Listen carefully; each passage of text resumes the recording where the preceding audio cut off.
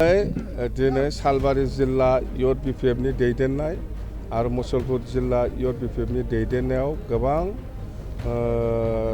माने छात्र छात्रीफोर भटार बिथांमोना जोंनाव जइन जादों। खमाव सालबारिनिफ्राय 200नि बारा आरो फ्राय नैबे मुसलपुर जिल्लानिफ्रायबो 300 प्लास अन्तत 600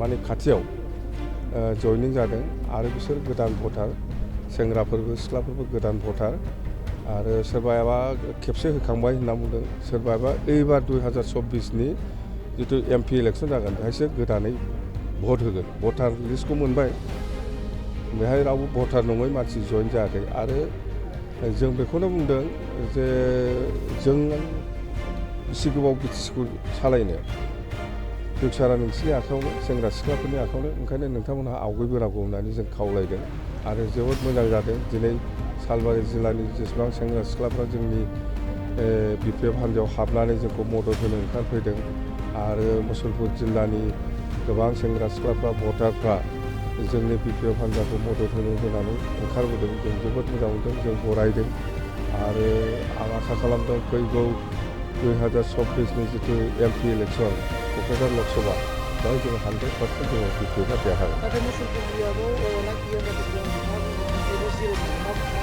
सोरबा माबा बुंब्ला आं बेहाय रिप्लाइ होनांगौ होननाय गैया।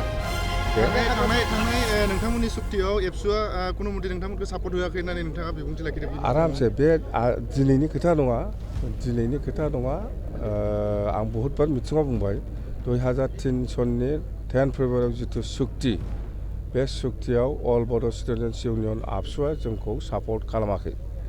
आसामनि बेंगलि छात्र हन्ता आसु बा गरखा बा माइनरिटि मुस्लिम हिसाबै बा राजबंसि हिसाबै गासिबो दल संगठनफ्रा जोंखौ लेटार अफ सापर्ट होदों, सापर्ट खालामदों। बे लेटार अफ सापर्टआ हम मिनिस्ट्रियाव दङ, बेखौ RTI खालामबा मोनगोन। दाबो जोंनि आखायाव गैया, बेखौ जोङो डाइरेक्ट बे कपिखौ जोङो हम मिनिस्ट्रियाव गभर्नमेन्ट अफ इन्डियानो होनांदों। बिनि थाखायसो जोङो सुक्ति खालामनो हादों। जोङो BLTआ हारसिं सुक्ति खालामनो हादों होननानै जों मालाबाबो बुङाखै।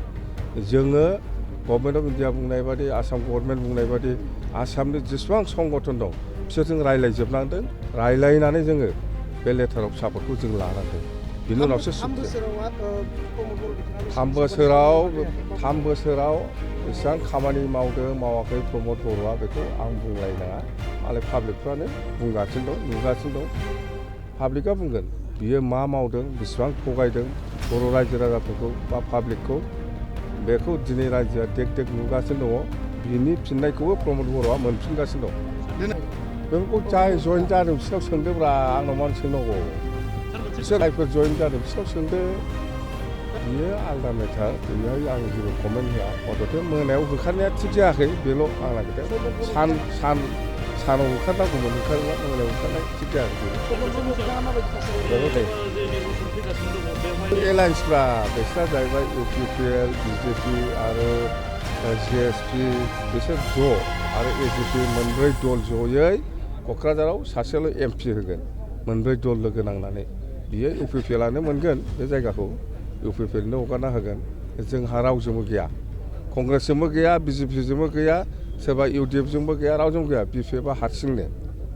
बे जि माने बुंनो सानो बेहायथ' बेलाय UPPL थाबाय आरो हिराचरनिया थाबायना। नोंथांमोननि बे बेसेबां रोखा होनना बुङो? 100%। जोंना 100% देरहाखाबाय। दे, थेंक इउ।